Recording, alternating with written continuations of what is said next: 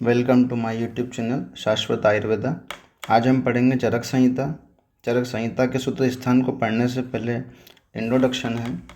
चरक संहिता जो है 3 स्तर पर पूर्ण हुई। चरक संहिता का उपदेश करा है पुनर्वसु आत्रेय ने। तंत्र करता है अग्निवेश, प्रतिसंस्कर्ता है चरक, पुनः प्रतिसंस्कर्ता है दृढ़बल। ऐसे यह चरक संहिता 3 स्तरों पर पूर्ण हुई है। चरक का नाम यदि पूछा जाता है तो कपिस्थल चरक। यह कनिष्क नामक राज्य के राज्य वैद्य हैं। इनके पिता है विशुद्ध, इनके गुरु है वैशंपायन। संहिता जो है 4 सूत्रों में लिखी जाती है। आप किसी भी संहिता की बात करते हैं तो उन संहिताओं को 4 सूत्रों में लिखा जाता है। जैसे गुरु बोल रहा है, गुरु अपना बोल रहा है तो शिष्य उसे सुन रहा है, तो गुरु सूत्र, शिष्य सूत्र, प्रतिसंस्कर्ता सूत्र और एकीय सूत्र। ऐसे संहिता 4 सूत्रों में लिखी जाती है। गुरु सूत्र, शिष्य सूत्र, प्रतिसंस्कर्ता सूत्र और एकीय सूत्र। अब अनुबंध चतुष्टय। अनुबंध चतुष्टय में आते हैं अभिधेय, प्रयोजन, संबंध और अधिकार। अब प्रथम अध्याय 1 सूत्र स्थान का अथातो दीर्घजीवितयम अध्यायः। दीर्घजीवितयम अध्याय, इसमें यह 8 पद से मिलकर बना है। अथातो तो अथ दीर्घ जीवितम अध्याय आख्यास्याम, यह ऐसे 8 पद से मिलकर बना है। तो अपना पूछा गया क्वेश्चन है कि अथातो दीर्घ जीवितयम अध्याय कितने पद से मिलकर बना है, तो 8 पद से मिलकर बना है।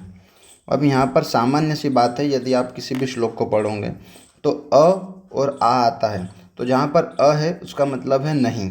यदि जहाँ पर आ आता है तो उसका मतलब होता है हाँ। यदि वहाँ पर न है तो नहीं, और यदि ना है तो हाँ। अब ऐसे ही अपना वैशेषिक दर्शन, तो वैशेषिक दर्शन ने जो शुरुआत करी श्लोक की, तो ये जो अथ है ये शुभ माना जाता है शब्द ऐसे। तो वैशेषिक दर्शन ने अथातो धर्म व्याख्यास्यामः इस प्रकार शुरू करा उन्होंने। अब चक्रपाणि या चक्रदत्त, इनकी एक बुक है आयुर्वेद दीपिका, उसमें वो लिखते हैं गुणत्रय विशेषेण मूर्तित्रय विशेषेण त्रयी भुवे त्रिनेत्राय त्रिलोकपतये नमः।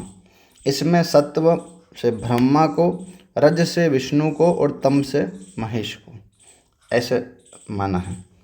अथ शब्द सर्वप्रथम ब्रह्मा के कंठ का भेदन करके निकला। जो अथ शब्द है सर्वप्रथम ब्रह्मा के कंठ का भेदन करके निकला है। चरक सूत्र स्थान में 30 अध्याय हैं। अब उन 30 अध्यायों में 7 चतुष्क है और 2 संग्रह द्वय है। तो 7 चतुष्क में, एक चतुष्क में 4 अध्याय हैं, तो ऐसे 28 अध्याय तो हो गए सप्त चतुष्क के। संग्रह द्वय में 2 अध्याय हैं, अंतिम 2। तो प्रथम चतुष्क का नाम है 1 से लेकर 4 अध्याय तक भेषज चतुष्क, 5 से 8 में स्वास्थ्य चतुष्क, 9 से 12 में निर्देश चतुष्क, 13 से 16 में कल्पना चतुष्क, 17 से 20 में रोग चतुष्क, 21 से 24 में योजना चतुष्क, 25 से 28 में अन्नपान चतुष्क, 29 और 30 संग्रह द्वय। अब ये जो सप्त चतुष्क है इनको याद कैसे करेंगे अपन, तो इसकी ट्रिक है। ओ शिवानी करो योजना अन्नपान संग्रह की। ओ से भेषज को ये अपन औषध भी कहते हैं, तो इसीलिए औषध चतुष्क। श से स्वास्थ्य चतुष्क, नी से निर्देश चतुष्क,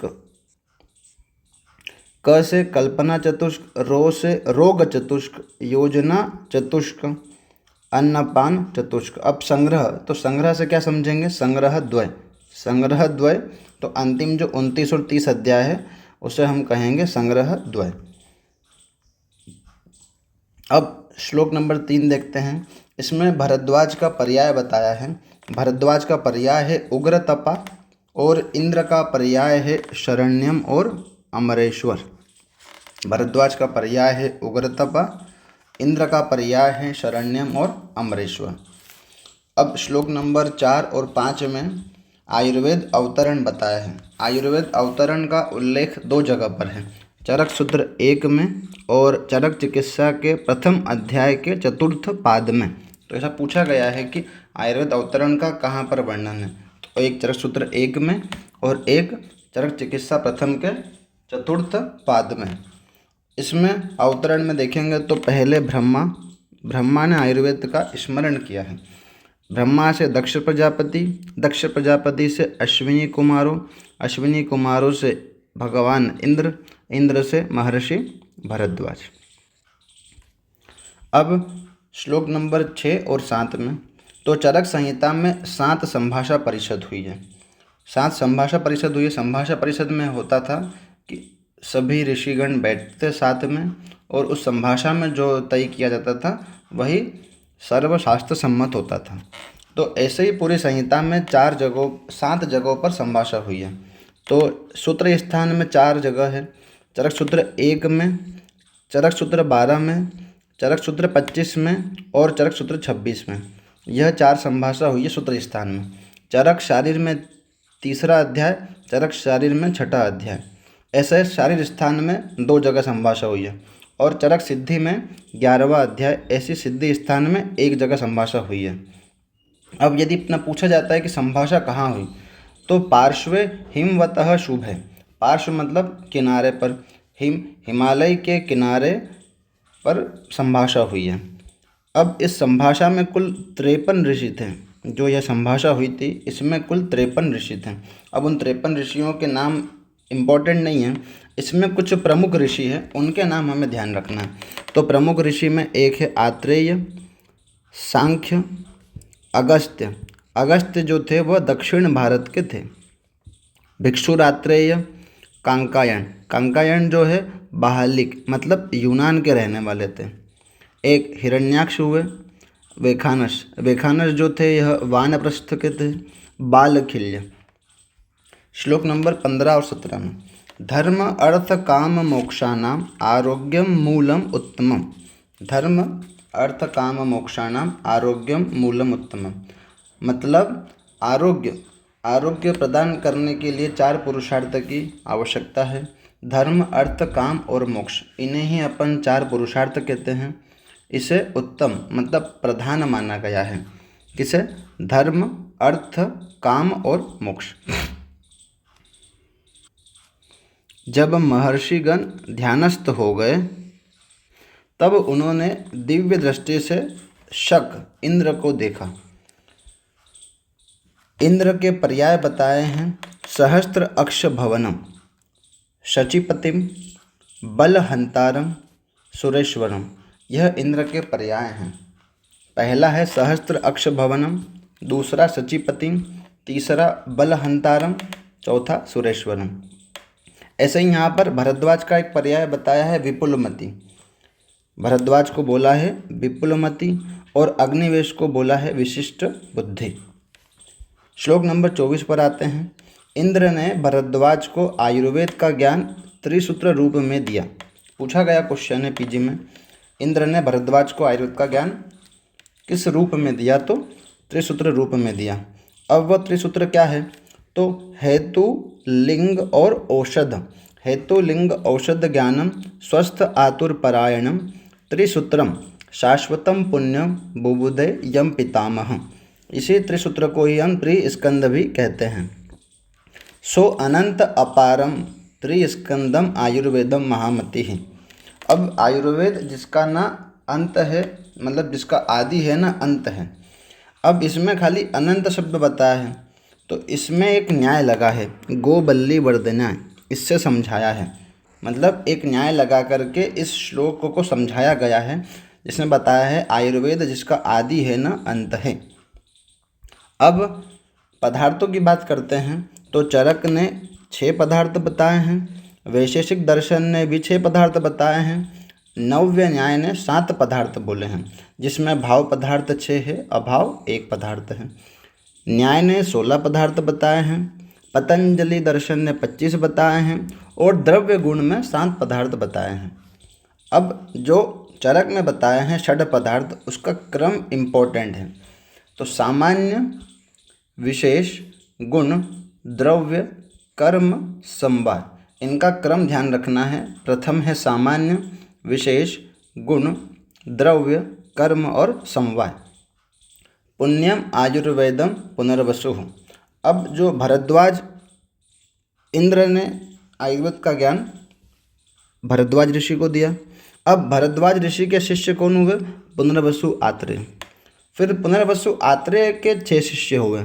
इसका भी क्रम इम्पोर्टेंट है। पहले अग्निवेश, फिर भेल, फिर जतुकर्ण, पराशर, हारित और शारपाणी। तो इसकी ट्रिक है अब जप हरिशार। अ से अग्निवेश, ब से भेल, ज से जतुकर्ण, प से पराशर, हरि से हारित और शार से शारपाणी। जब अग्निवेश इस तंत्र को लिख रहे थे तब बुद्धि, सिद्धि, स्मृति, मेधा, धृति, कीर्ति, क्षमा, दया, इस स्वरूप ज्ञान के देवता प्रवेश कर गए। तो यहाँ पे 8 है, बुद्धि, सिद्धि, स्मृति, मेधा, धृति, कीर्ति, क्षमा और दया। तो जब अग्निवेश इस तंत्र को लिख रहे थे तब ज्ञान के देवता प्रवेश करें। तो ऐसा अपना पूछ लिया गया कि यदि संख्यात्मक आता है प्रश्न तो ज्ञान के देवता अपना कितने प्रवेश करते हैं? तो 8। अब आयुर्वेद की परिभाषा। हिताहितं सुखम दुखम आयुस्तस्य हितम मानम च तच्च यत्रोक्तम आयुर्वेदः स उच्यते। तो यहाँ पर आयु का वर्णन है। तो यदि पूछ लिया जाए कि आयु का वर्णन कहाँ है, तो चरक सूत्र 1 में। आयु के भेदों का वर्णन कहाँ है, तो वह चरक सूत्र 30 में। अब शरीर इंद्रिय सत्व आत्मा संयोगो धारी जीवितम नित्यगस्य अनुबंधस्य पर्यायर आयु उच्यते। तो आयु को बोला है शरीर, इंद्रिय, सत्व, आत्मा के संयोग को, और यहाँ पर आयु के पर्याय बताए हैं धारी, जीवितम, नित्यग और अनुबंध। ऐसे यहाँ पर आयु के 4 पर्याय बताए हैं। फिर सर्वदा सर्वभावानां सामान्यम वृद्धिकरणम, जो सामान्य होता है वह हमेशा ही वृद्धि करने वाला होता है। हास हेतु विशेषस्य प्रवृत्ति उभयश्च, और हास मतलब जो विशेष होता है वह हास का कारण होता है। तो इसी में एक है द्रव्य सामान्य, गुण सामान्य, कर्म सामान्य। इसी प्रकार द्रव्य विशेष, गुण विशेष और कर्म विशेष। इनके आपको यदि उदाहरण चाहिए हो तो आप श्लोक नंबर 44 पर संहिता में देख सकते हैं। सामान्यम एकत्वकरम विशेषस्तु पृथकत्वकत। सामान्य एकत्व करने वाला और विशेष पृथकत्व मतलब अलग करने वाला होता है। तुल्यार्थता ही सामान्यम विशेषस्तु विपर्यः। सामान्य में तुल्यार्थता मिलती है, मतलब अपने को तुल्यता मिलेगी, और विशेष में विपर्य मिलेगा। अब त्रिदंड की बात करते हैं। तो त्रिदंड में है सत्व, आत्मा और शरीर। अब द्रव्य की गणना। द्रव्य गणना में खादिन्यात्मा मनः कालो दिशश्च द्रव्य संग्रह स इंद्रियम चेतनम द्रव्यम निरिंद्रियम चेतनम। ख आदि, ख मतलब होता है खाली, मतलब आकाश। तो ख आदि, आदि मतलब आकाश, वायु, तेज, जल, पृथ्वी, ये 5 हो गए द्रव्य। फिर मन, काल, दिशा और आत्मा, ऐसे ये 4 ये हो गए। तो 9 कारण द्रव्य होते हैं। यदि उनमें चेतना है तो इंद्रिय, यदि उनमें चेतना नहीं है तो निरिंद्रिय। ऐसे ही 9 कारण द्रव्य अपन ने अभी पढ़े, तो उसमें क्या होगा? पृथ्वी, जल, तेज, वायु और आकाश, आत्मा, मन, काल और दिशा। अब कारण द्रव्य से ही कार्य द्रव्य की उत्पत्ति होती है। कारण द्रव्य से ही कार्य द्रव्य की उत्पत्ति होती है। अब जो कार्य द्रव्य है यह दोबारा 2 प्रकार का होता है, एक चेतन और एक अचेतन। अब चेतन में भी एक होता है बाह्य चेतन, एक होता है अंतःचेतन। बाह्य चेतन में अपने को देखने को मिलेगा जरायुज, अंडज, स्वेदज और उद्भिज। अंतःचेतन में वनस्पति, विरुद्ध, वानस्पत्य, औषध। आचार्य सुश्रुत ने वानस्पत्य की जगह पर वृक्ष बोला है। आचार्य सुश्रुत ने वानस्पत्य की जगह पर वृक्ष बोला है। अब बात करते हैं गुण की। तो चरक ने 41 गुण बताए हैं। न्याय ने 24 गुण बताए हैं, वैशेषिक दर्शन ने 17 गुण बताए हैं, योगींद्रनाथ सेन ने 42 गुण बताए हैं। अब हम इसमें चरक के जो गुण हैं उन्हीं के बारे में पढ़ेंगे। तो सार्था गुण, इसे ही बोलते हैं इंद्रिय गुण या इसे ही वैशेषिक गुण भी कहते हैं, जो 5 हैं।